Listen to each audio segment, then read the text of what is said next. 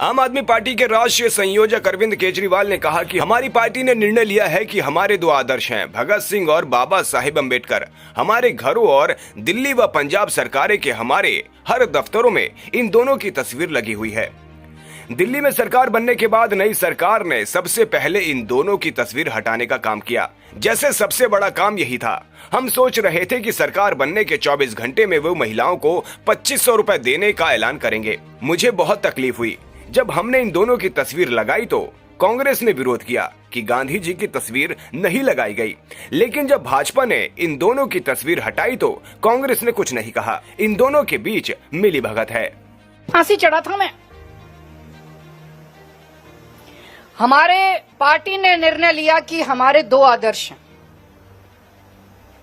बाबा साहब अम्बेडकर और शहीद आजम भगत सिंह। हमने मेरे घर पे, जहां मैं कमरे में बैठता हूं, मेरे घर पे भी जितने लोग आते हैं दोनों की फोटो लगी हुई है। घर पे भी जितने हमारे दिल्ली सरकार में दफ्तर थे सबके ऊपर उनकी फोटो थी। पंजाब में जितने दफ्तर हैं सब में, हर दफ्तर में भगवंत मान साहब के, सारे मंत्रियों के सारे दफ्तरों के अंदर उन दोनों की तस्वीरें हैं। दिल्ली में सरकार बनने के बाद सबसे पहला काम नई सरकार ने क्या किया? उन दोनों की तस्वीरें हटाने का काम किया। जैसे सबसे बड़ा काम यही था। हम लोग तो सोच रहे थे सरकार बनने के 24 घंटे में वो कहेंगे कि 2500 रुपए का ऐलान करेंगे, सिलेंडर देंगे, कुछ कुछ कर। उन्होंने केवल सबसे पहला काम 48 घंटे के अंदर, 2 दिन के अंदर ये किया, बाबा साहब अम्बेडकर की और शहीद आजम भगत सिंह की तस्वीर हटा दी उन्होंने।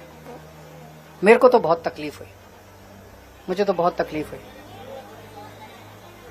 उनकी जगह उन्होंने अपने नेताओं की तस्वीर लगा दी। मैं आपसे पूछना चाहता हूं कि क्या शहीद आजम भगत सिंह और बाबा साहब अम्बेडकर से बड़ा इस देश के अंदर कोई बलिदानी हो सकता है, बलिदान देने वाला हो सकता है?